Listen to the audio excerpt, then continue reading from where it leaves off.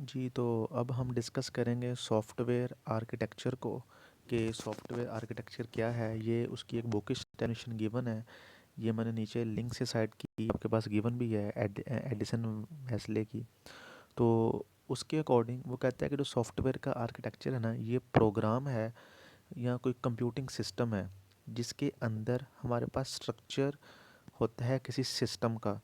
और वो स्ट्रक्चर किससे मिलकर बना होता है? सॉफ्टवेयर के एलिमेंट से, जो एक्सटर्नली विजिबल प्रॉपर्टीज़ होती हैं किसी भी एलिमेंट की, और वो उनके दरमियान रिलेशनशिप को बता रहा होता है।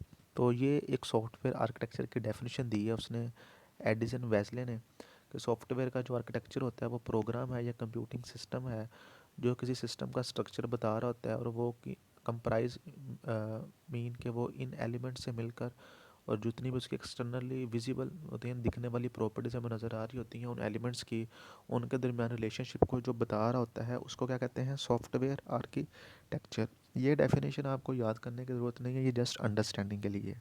तो नेक्स्ट स्लाइड पर मूव करते हैं। ये हमारे पास लेमन्स का first law of software evolution है।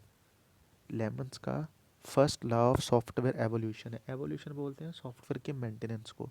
तो ये कहता क्या है, पहले ये देखते हैं। कहता है कि जो सॉफ्टवेयर की स्पेसिफिकेशन होती है ना, वो कोई हकीकत को रिफ्लेक्ट कर रही होती हैं, जिसको वो कहते हैं हम सॉफ्टवेयर में इम्प्लीमेंट करते हैं। कहता है वो जो होती है ना, वो अंडर कंटिन्यूस यानी कि लगातार मुसलसल वो चेंज हो रही होती हैं, या वो फिर वक्त के साथ साथ ना वो कम यूज़फुल रह जाती हैं। तो उसका कहने का पर्पज़ ये है कि कोई भी सॉफ्टवेयर या कोई भी प्रोग्राम जो किसी स्पेसिफिकेशन की बेस पे कुछ रियलिटी को रिफ्लेक्ट कर रहा होता है, वो जब अपने एनवायरनमेंट में जाके हम उसको यूटिलाइज़ करते हैं, यूज़ करते हैं, तो उसमें लगातार चेंजिंग्स आती रहती हैं। अगर वो ना आए तो वो क्या हो जाता है? लेस यूज़फुल हो जाता है। तो इससे हमने लेमन्स के फर्स्ट लॉ से कंक्लूजन क्या निकाला कि जो सिस्टम विल चेंज, कि सिस्टम जो भी होता है वो हमेशा चेंज होता रहता है। आप कोई भी अपनी रियल लाइफ में सिस्टम देख लें, स्टूडेंट मैनेजमेंट सिस्टम देख लें, हॉस्पिटल मैनेजमेंट सिस्टम देख लें, आज रिक्वायरमेंट्स कुछ हैं, कल कुछ हैं, 1 ईयर 2 ईयर के बाद कुछ हैं। तो सिस्टम ऑलवेज चेंज होता रहता है। अगर हम उन रिक्वायरमेंट्स के अकॉर्डिंग सिस्टम को चेंज ना करें तो वो वैनिश हो जाएगा, वो सिस्टम हमारे लिए क्या हो जाएगा? यूज़लेस हो जाएगा। तो ये किसकी बातें हो रही हैं? मेंटेनेंस की। तो अगर आपको वो डिज़ाइन याद हो, उससे ज़रा रिलेट करें इसको। आप process with design and a process without design.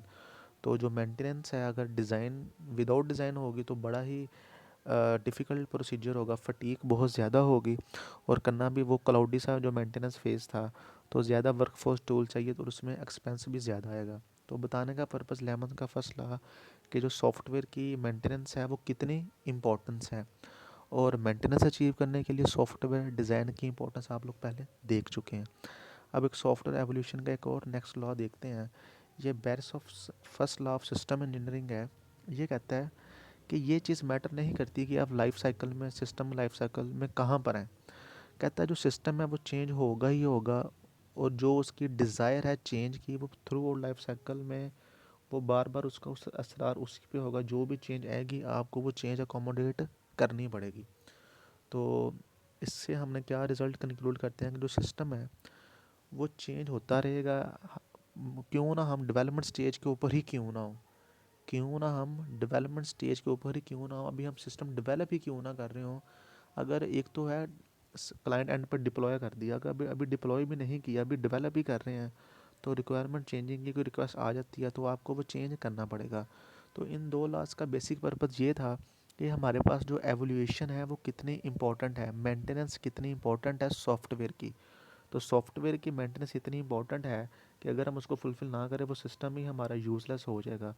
तो सॉफ्टवेयर मेंटेनेंस को अचीव करने के लिए जो डिज़ाइन है वो किस सॉफ्टवेयर जो है उसके लिए डिज़ाइन की इंपॉर्टेंस भी आप पीछे देख चुके हैं। आप process with design and a process without design.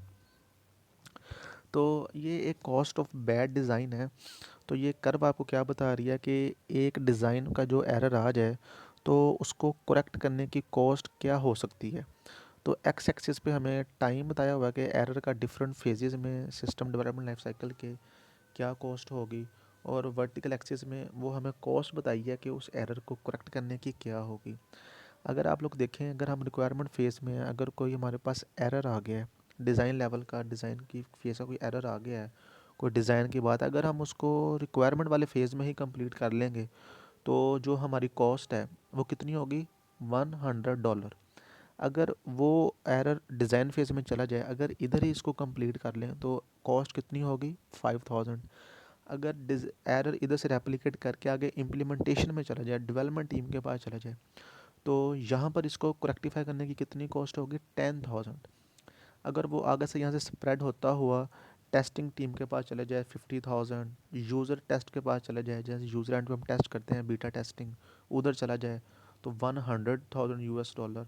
तो अगर वो मेंटेनेंस लेवल पे चला जाए, फिर सिस्टम यूज़र एंड पर डिप्लॉय करने के बाद एरर आ जाए, उस लेवल पे अगर मेंटेनेंस पे जाके करेंगे तो आप देखें कि जो कॉस्ट स्टार्टिंग पे 1,000 US थी, वो मेंटेनेंस लेवल पे कितनी बार मल्टीप्लाई रेप्लिकेट होकर 200,000 US डॉलर्स तक वो इंक्रीज़ कर गई है। तो ये सारी स्लाइड्स बताने का पर्पस क्या है कि जैसे जैसे फ्लॉज आगे डिज़ाइन में मूव करते जाएंगे, वैसे वैसे हमारी कॉस्ट इंक्रीज़ होती जाएगी। फिर आपको मैंने बताया था कि दुनिया की मोस्टली कंपनीज जो हैं सॉफ्टवेयर मेंटेनेंस के ऊपर ही अपना रेवेन्यू मोस्टली जनरेट कर रही हैं। क्योंकि मैंने कहा था जो इधर भी आप देख लें कि इम्प्लीमेंटेशन के ऊपर जो प्राइस है 10,000 है उसको करेक्टिफाई करने की, और मेंटेनेंस फेज़ पे एरर दूर करने की जो कॉस्ट है वो 200,000 है। तो मोर रेवेन्यू मेंटेनेंस से ही आ रहा है, तो इसलिए मोस्ट कंपनीज जो अपना मोस्ट रेवेन्यू है ये मेंटेनेंस फेज़ से ही अर्न कर रही हैं। अगर तो आप कि जो डिज़ाइन फेज़ में ही आपने स्टैंडर्ड प्रोसीजर्स रूल्स आपने इम्प्लीमेंट किए हुए हैं, आपका डिज़ाइन अच्छा क्वालिटी एट्रीब्यूट्स पे बेस कर रहा है, तो आपका जो डिज़ाइन है वो कभी भी जो आपके पास फ्लॉज हैं, एरर्स हैं, वो कभी भी आगे रेप्लिकेट नहीं होने देगा।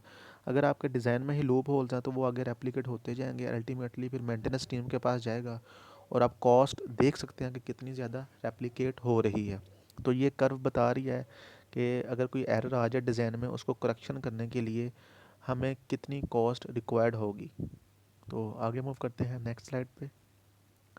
ये आगे है डिज़ाइन मेटाफोर। मेटाफोर कहते हैं कि आप दो अनसिमिलर चीज़ों के दरमियान कोई रिलेशन, कोई डिस्कशन कर रहे हो। तो मैं अब आपको डिज़ाइन का कंपैरिजन बताऊंगा दो टर्म्स के दरमियान, एक सॉफ्टवेयर की इंडस्ट्री में और एक डिज़ाइन की इंडस्ट्री में।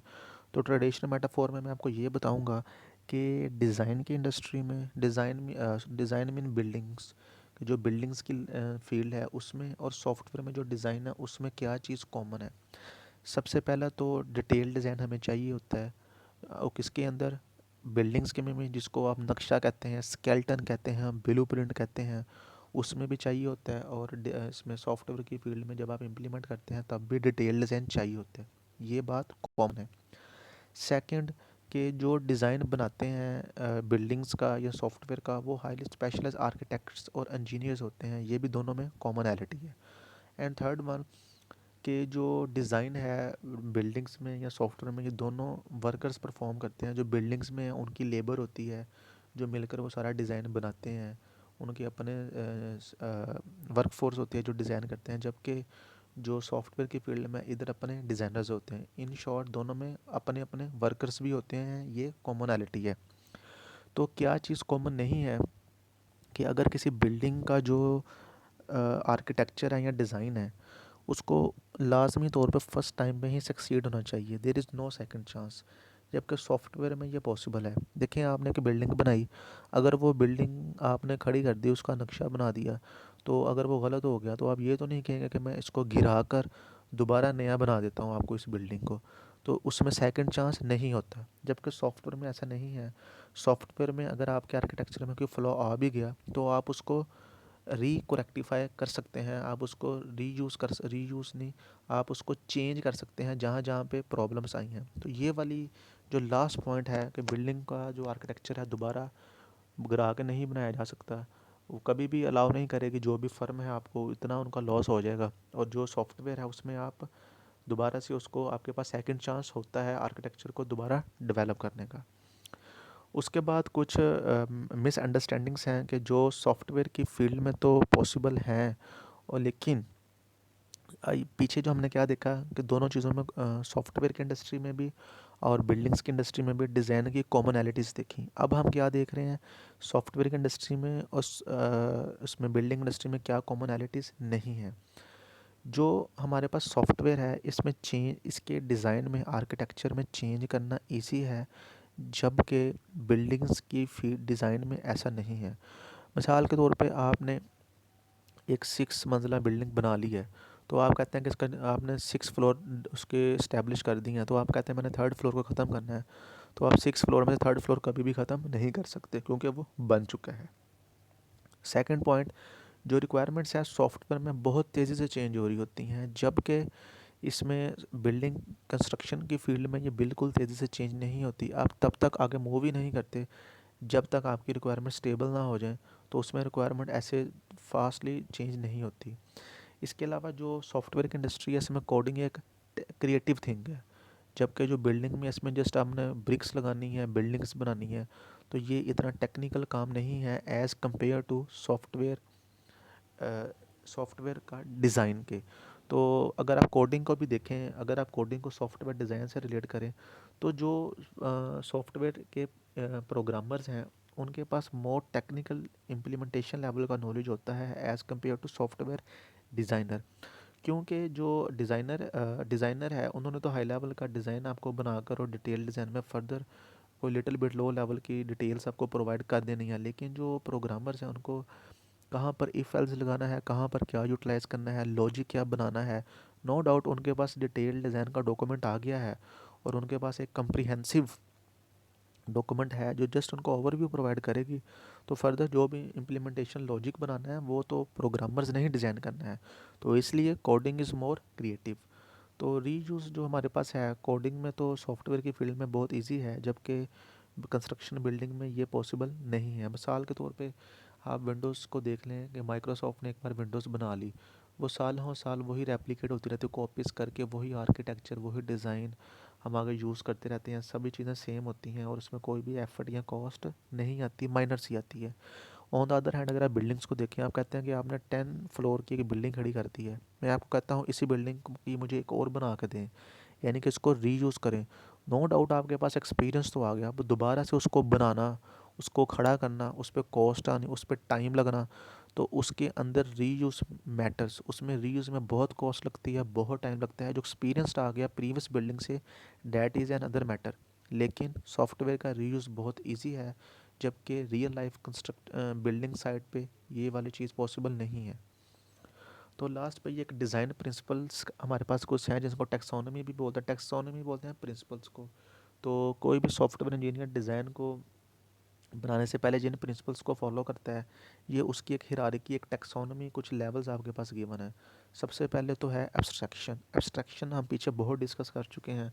एब्स्ट्रैक्शन इन टू फ्रेजेस में अगर मैं कहूँ, एब्स्ट्रैक्शन ये होती है कि आप ये माइंड में रखते हैं व्हाट टू डू, कि क्या करना है, नॉट हाउ टू डू। ये नहीं माइंड में रखते कि कैसे करना है।